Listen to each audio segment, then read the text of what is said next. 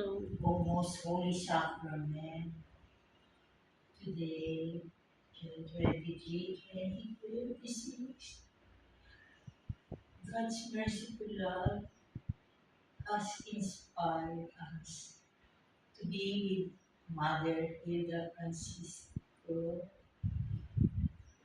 of Sagrada Familia Divina Gracia in the Sacred Prophetic Mount Panahao, and myself, representing the National Capital Region, Brotherhood of Majesties, and of course all the other spiritual groups and study, like Carlos Titus Valero of Laguna, whom God the Father has called for the Ten Commandments.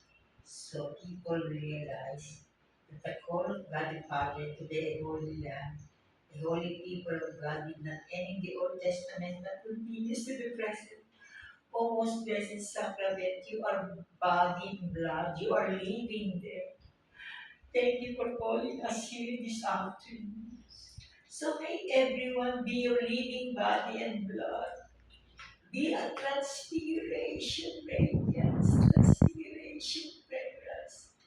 O most holy sacrament, Nanay, Mother Hilda Francisco and I have taken upon ourselves to offer ourselves so that God's most holy will in the Philippines be fulfilled, so that every citizen, leader, and community in the Philippines for the world may embrace you, may become another living body and blood of Jesus Christ in the most holy sacrament, in the adoration chapel, in the Philippines, and all over the world. Amen.